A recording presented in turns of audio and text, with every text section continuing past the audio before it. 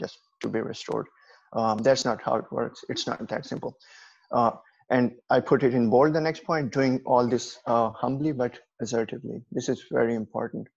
In the end of the book, God makes Job quite humble by asking all these questions. We will see this in the coming sessions as well. He asks, what do you know? Or can you do this? Or can you do that? And that makes us very humble as human beings. As the reader of this book, I think we can't escape this reality that we are limited human beings who do not know enough about God, about world, and about his dealing with human beings. But at the same time, we know him as creator. So we have to be strong in what we believe about God, but be always still humble and open to learn new things. And finally, I think the book teaches its readers not only about who God is, but also that they must talk about him, how they must talk about him. So it's not just about the content, but also that how this whole theological discourse about God and his dealing with humans and with the world and cosmos, how they are to be done, in what manner. So, for example, Job complains against his suffering, and he makes sometimes bold claims that I would like to have a court case against God. That can be very intimidating, but at the same time very personal. He has appeals to God. For example, in Job chapter 10, he makes appeals to God in a very intimate manner, using the language of creation when he says, you have formed my bones, and your hands have fashioned me, and now you have destroyed me altogether. So it's a very personal book as well on some level. So God is transcendent in this book, but he is also seen quite immanently in his actions to human beings. So this we have to keep in mind. Now I'll move to the main concerns book. So the first concern in the book is when tradition falls into crisis. If you know anything about Hebrew Bible, you will be able to say that, of course, there was a theology of Deuteronomistic thinking. Deuteronomistic thinking is basically, in very simple forms, that if you sin, God will punish you. And in the book of Job, we have challenged to this kind of traditional thinking, because Job didn't sin.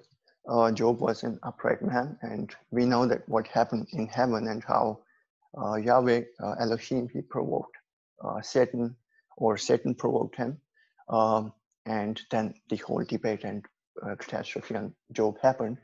So this kind of thinking or tradition is falling into crisis in the book of Job.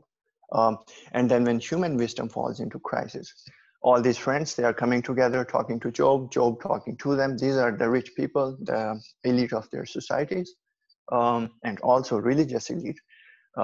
They're all, at least Job is offering sacrifices, as Martina has already pointed out. And he has some prominence, religious prominence, but still he's falling into crisis. His wisdom is shattering. And then we have to know that when God is silent, what happens? Throughout the dialogue, God is silent. God only spoke in prologue, and thereafter he's nowhere seen in the book until the end when he speaks finally, the final speech, which is very important. So the book's also concern is when people suffer and God is silent. And then another point is that when good works do not bring prosperity, because his friend said that if you have done good deeds, then you should be ready to be restored. But that's not true. The book questions this kind of thinking as well, that if you do good work, you necessarily will not see prosperity, because things can go their way as well. Then when God behaves in unpredictable ways, and I think Book of Job sets God free from human standards, and the predictions that we have made on his behavior, he's supposed to act in a certain way, which is my next point as well, that when God cannot fulfill human standards, the standards that we have put, or Eliphaz, Bildad, Zophar, or even Job himself have put on God, they are put into question, and they are concern of this book and the author. And then the last one is when the legends are put in their place.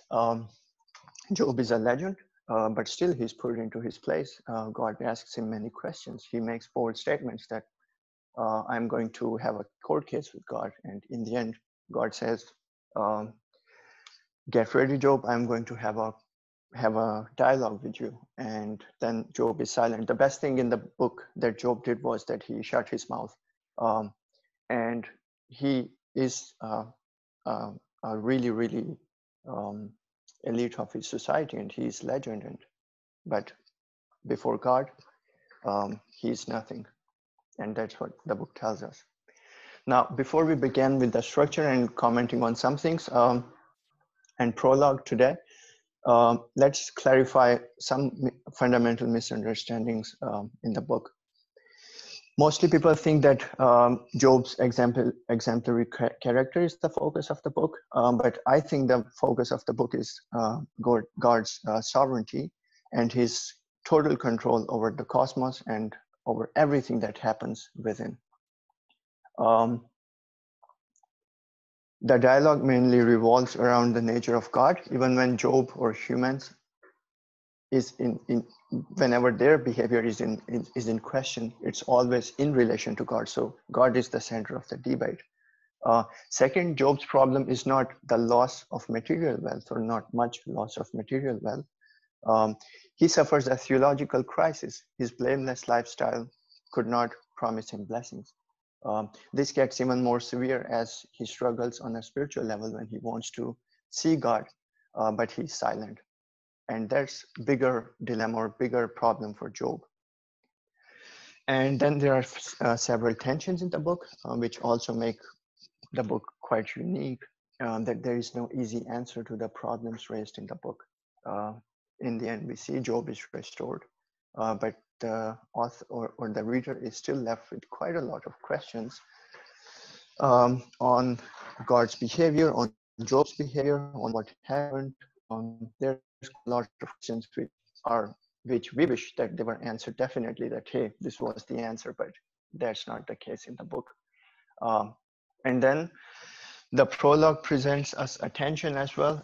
We will see that in the heavenly realm, God's speech and Satan's response do present us challenge as Christians and as believers of God and his rule.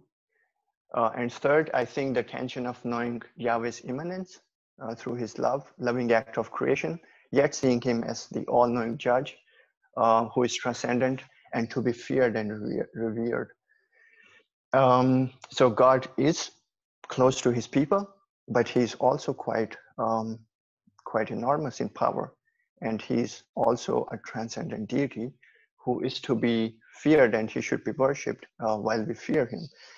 And it's really interesting because in Hebrew, the word for fear and revere is the same. So this is an English distinction that we make, but in Hebrew thinking, fear and revere were quite closely connected. And that's what the book of Job demands from us and presents us as a challenge as well, that how do we know this personal God, yet he's enormous in power and he's sovereign, and human minds cannot fully grasp him. So knowing him, yet not knowing him enough. So I will move to the structure of the book.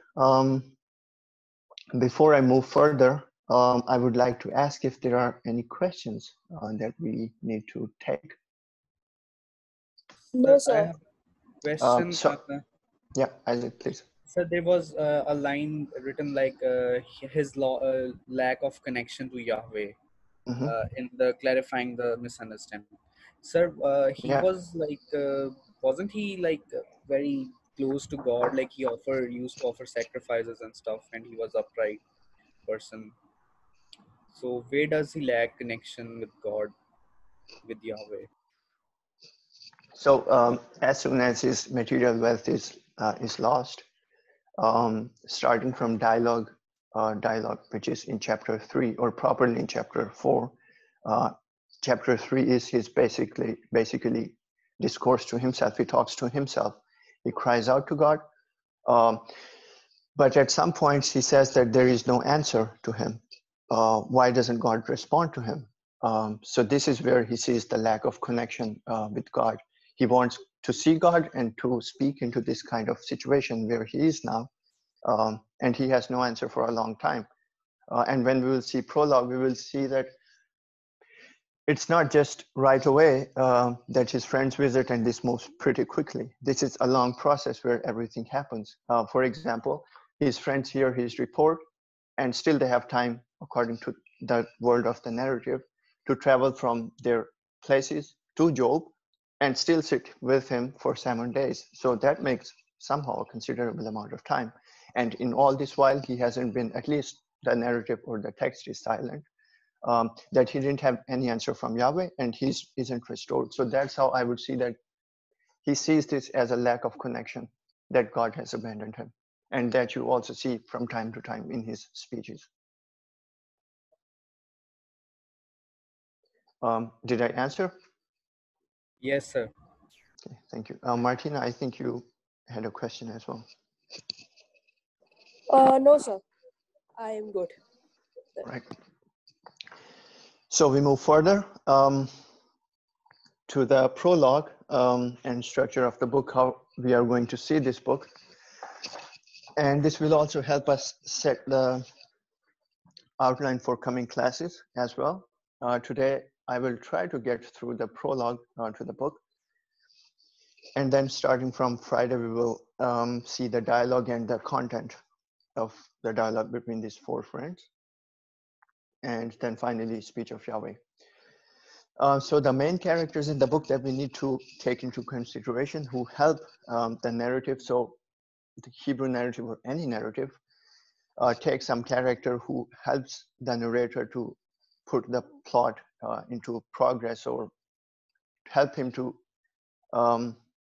move the story in a line. According to my understanding, the key characters in the plot are, first of all, Satan, then Job, then Mrs. Job, whose name is not mentioned, so she's supposed to be his wife. Then Eliphaz, Bildad, Zophar, his three friends who are old, and then Elihu, who is rather young. We will also see that he says that I am young at some point in narrative before he begins his speech. And then finally, it's God who is the authoritative voice on the whole matter in the end. And yeah, so but there are other characters in the story, which I would say they are there, but they are not used extensively. For example, sons and daughters of God, of Job. They are there, but they are presented to die, which is also a problem in the narrative. Like, is human life so cheap? Excuse me, sir. Yeah. So as you just mentioned, sons of daughter of Job, here in verse chapter 1, verse 6, here in Urdu Bible it is written son of God. So, but in English it is angel. So, it is really, what does it mean, son of God or angels only?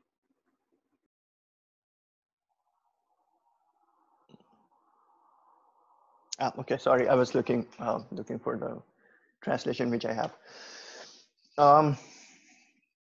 So there is no that's an easy answer. I think I can give is that we are now talking about translations.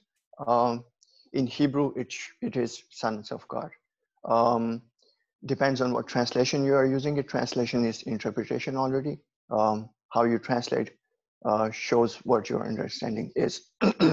And Hebrew concepts are not always easy. Maybe the translator saw the sons of God as angels, but the translation which I'm using ESV. They say sons of God. I wouldn't go into Hebrew right now, but I think, and I will confirm this on Friday as well, but I think Hebrew should say something like Bin Elohim or something like that, sons of God. I think, but I will confirm that. Yeah, is it good? So, can we move so my question is, it says the son of God gathered to worship God, and Satan came along in. And so angels are always worshiping God. So is it referring to Job's son or others? I think at this point, narrative is quite clear that these are not Job's sons. Job's sons are on the earth.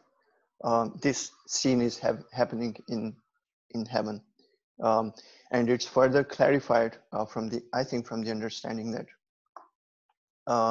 these sons of God are not human beings. This is an idiom. You also see this in Genesis 6, I think, where sons of God are mentioned, and some other places. So I think we should mix them up with Job's sons. This is a separate realm and separate body. Okay, that's good. And sir, so it means Saturn was on the heaven with the angels as well. We will get there as I talk about the prologue. I just see this structure quickly, and then we will address this question. Yeah. Okay. That's fine. Yeah. Thank you. So prologue is first 2 chapters. So we need to see these movements within prologue, which we will in a minute. And then the dialogue start. You can see the number 2 here. The dialogue starts from chapter 3, where Job speaks, laments. And then the friends come in, and then God. So we have 3 cycles of dialogue in which 3 friends speak. First Eliphaz, it's always the same order. Eliphaz, Bildad, Zophar again, and in the third one, Zophar is missing, and then Elihu comes in, and his introduction is given by the author in chapter 32, and then finally Yahweh will speak, and Job will respond really shortly, and then there will be narrative of restoration. Coming back to the prologue, so the prologue is seen on 2 levels, on earth and what's happening in heaven. Now, what's happening on earth complements or somehow informs what's happening in the heaven, and what's happening in the heaven in turn gives background to what's happening on the earth. So we start with the earth. We have report of Job's unparalleled piety.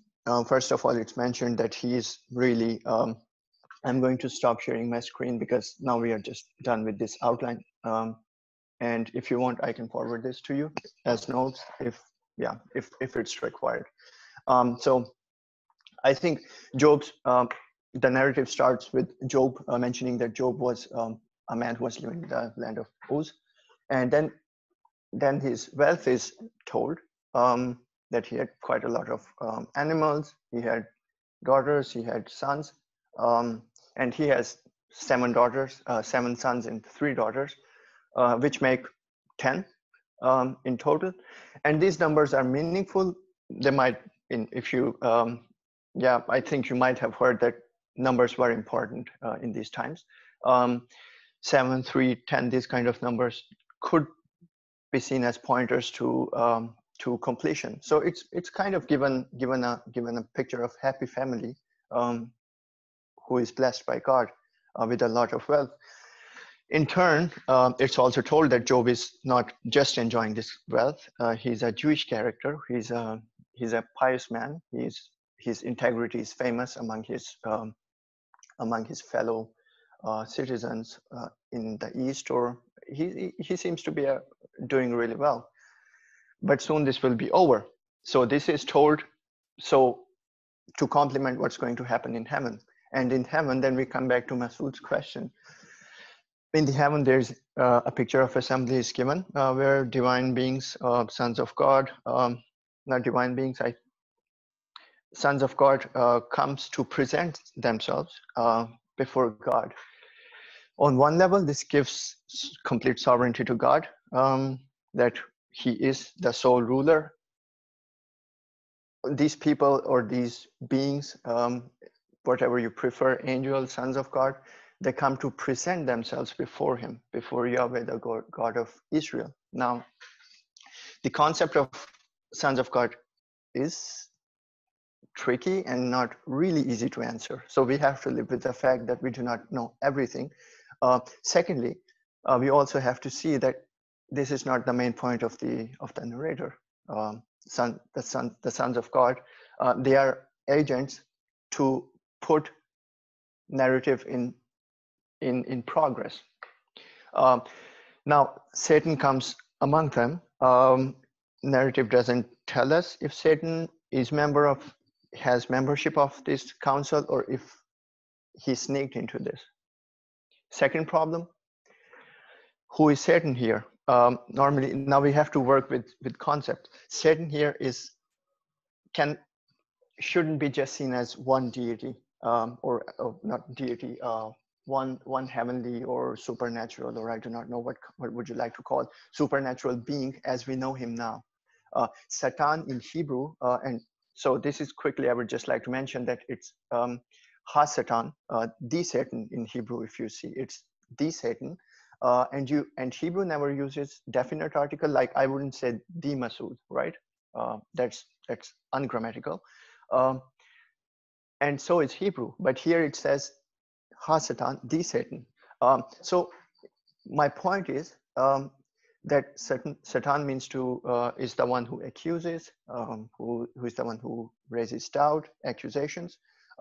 And the focus of the narrative is not so much on the figure of Satan and how did he came into this kind of assembly, but more of his role. And we are going to see his role as Ha-Satan, as the one who accuses, who doubts, and who raises skepticism. And if we see this in this light, then this might help us to see a different dimension of the narrator mentioning that Satan was present among these sons of God. Now, it could be that these sons of God were there to give reports on what's happening on earth, and God asked, have you considered my friend Job? And then the accuser did what he is supposed to do, just as we know from Genesis 3. The first mention of this kind of being, that he raises question, he raises doubt. Masood, does this answer, or does this address the question that you raised? Yeah, a little bit I could understand, but I was thinking, and people sometimes ask me, from where Satan comes. Is he allowed to go to heaven still to God, and or whether he is living with the angels?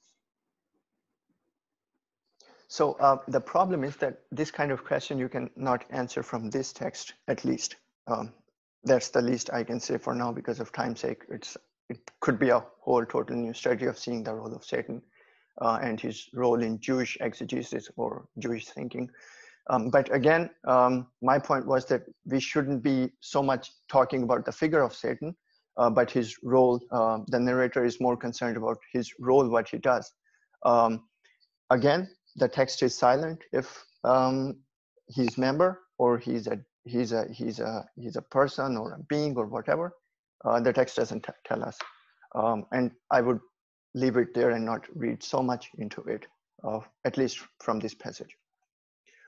So God asks him a question: have you considered my friend Job? And Satan says that you have given him so much. Why shouldn't he serve you? Now, what's the problem with this kind of, or what do you see here in this kind of question or response to God?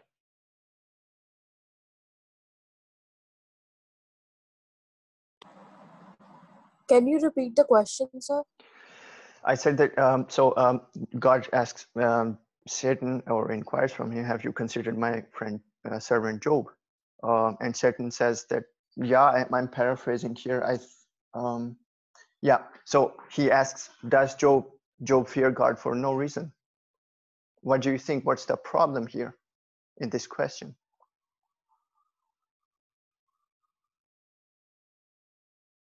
Sir, I really can't understand the question. Like, are you asking from from God's perspective or Satan's perspective? So sorry, I'm asking from the perspective of our knowledge of Hebrew Bible. Just in general, it's not a trick question. It's just a general observation, and there are no wrong answers. I mean, there could be irrelevant, but. Sir, I guess that he praised God not out of fear, but out of love and faith, I guess. Like, Yeah, exactly. That's on point. I think if you read the law, Torah, I think Yahweh's main concern was that people do not treat him as a transaction thing, that they do something, he does in return. He wanted real relationship with them, where he's not just seen as someone who provides and people should honor him. He wanted to have a personal relationship of love and yeah, of Sir, immanence.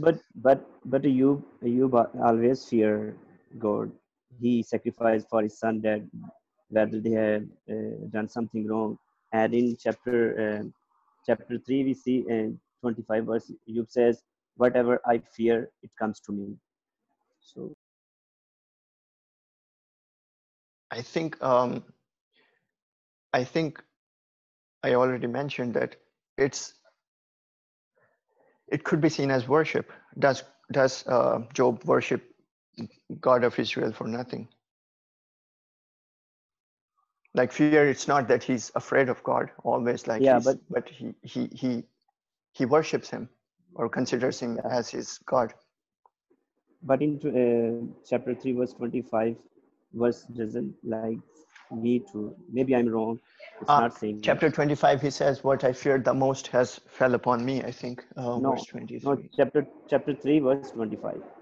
25. Yeah, for the thing, yeah, that I feared the most and what I dreaded that befalls me. He's talking about his calamities, not about God. He's talking about what happened to him, a reference back to the to that disaster which fell on his life. And later he will also confess that, I think it's Eliphaz who puts it into his mouth. I'm not sure. I will have to look it up. That what you feared the most has fallen on you. And there it's even more clear that Job feared that he will lose everything, and that came to him eventually. But here I do not see, at least yeah, God didn't fall upon Job. I think that's quite clear from, at least from this verse. So my point was that God didn't. Satan is right on point here, and that's where the whole debate of book will revolve around. Uh, does Job actually serve God for no reason? Hasn't he given him material wealth? Isn't his children having this ideal family where they're having feasts? Why shouldn't he serve God? He has a reason to serve God.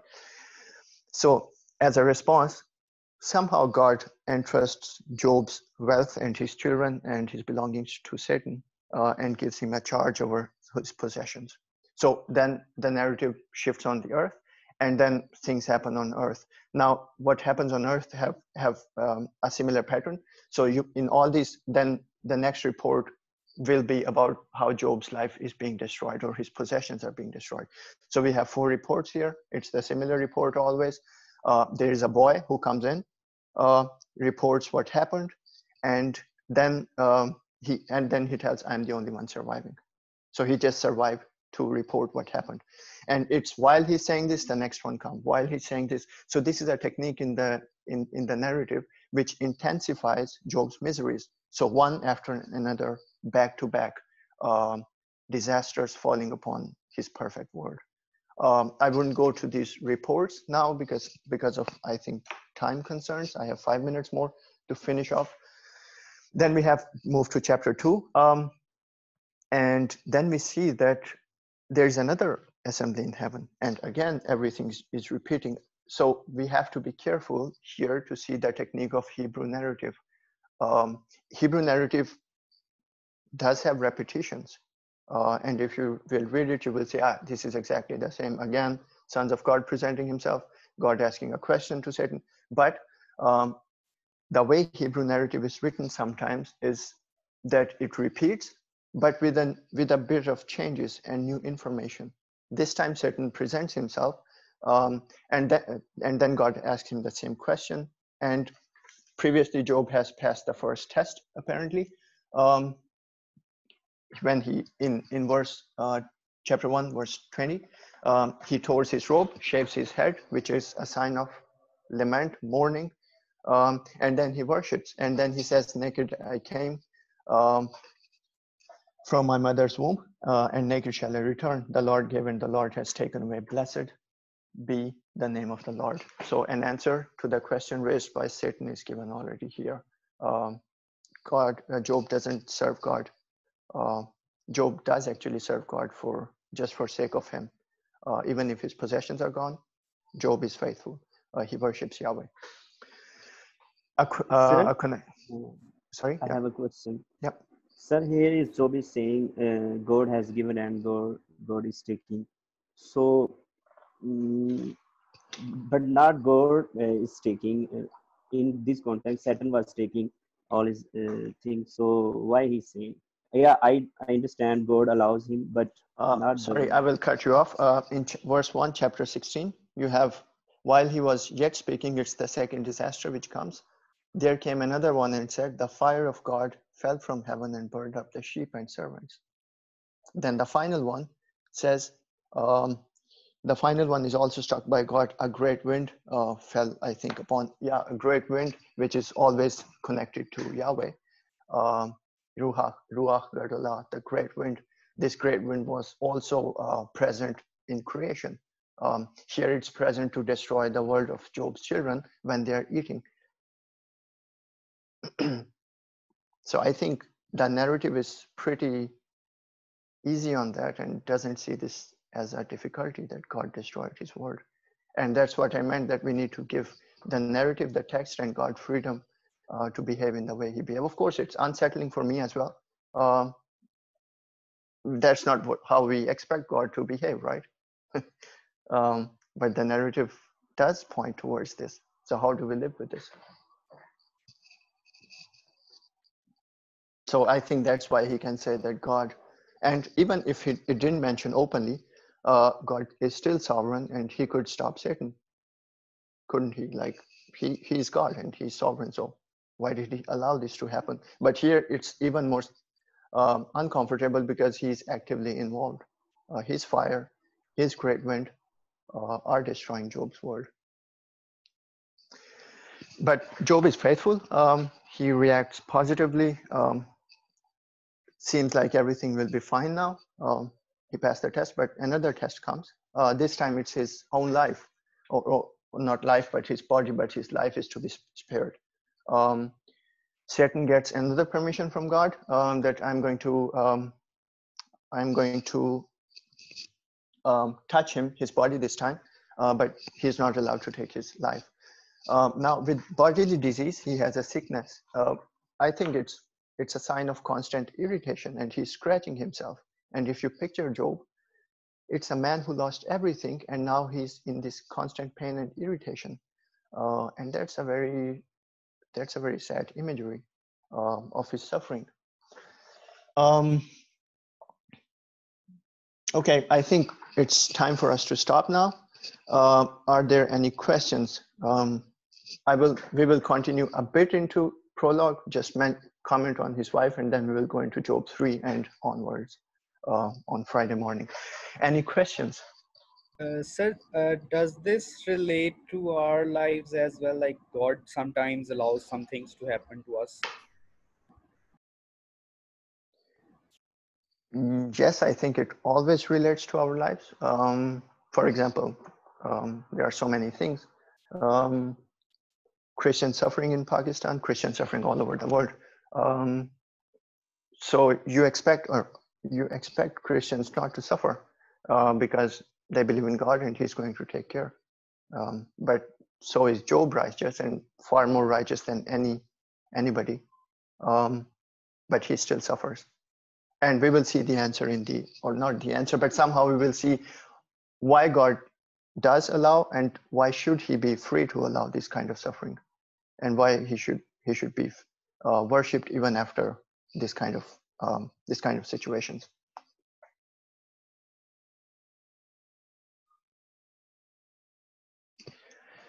So I would say that I would just suggest that for the next class, just use your audio phone. It's just a suggestion. You do not have to do this, but think of this imagery of Job, of a man who has gotten everything destroyed. And just play Job 3 and hear this cry from a perspective where a man is sitting on a stone, totally devastated, having nothing, and wishing death upon his life. Just keep this imagery in mind. And if you listen to the audio of chapter 3, it's just it will take like 5 minutes, but it will get you into the narrative. Just close your eyes, think about it, and just listen to it 1 or 2 times. And I think you will have a more enriched understanding of chapter 3 of Job, more than what you have had maybe read ever before. And it will also be helpful for our next class, maybe because this chapter is important, we will comment on it. And this will be, I think, a fresh experience of reading Job 3 from a perspective of total devastation and total miseries. How does a man who feared Yahweh and worshipped him, he cries out to God or to himself, or no one knows to whom. We will see this in chapter 3. So stay tuned, same place, same time on Friday. Thank you, sir. Thank you, sir. Super good. And you can find Job in Urdu or English. Find the chapters. It's super easy to find. And we will be doing that for the book of Ecclesiastes. I'm going to have you listen to the whole book of Ecclesiastes from start to finish in one sitting, so that the same thing, so you can get a whole feeling of the whole book. We'll be doing that next week. Okay, we'll see you. Make more people show up on Friday. This is embarrassing. Okay, God bless you. God bless you too, sir. Thank you so much.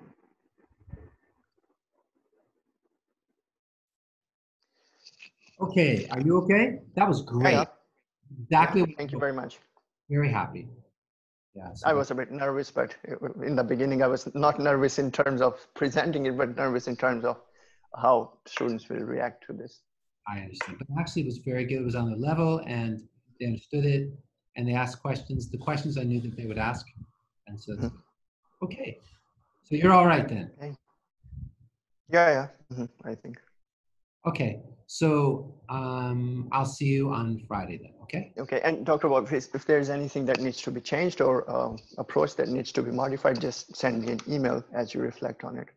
Okay. I'll pray about it. I don't think of anything, but if I do, I'll let you know. Okay. All right. Okay. Bye-bye.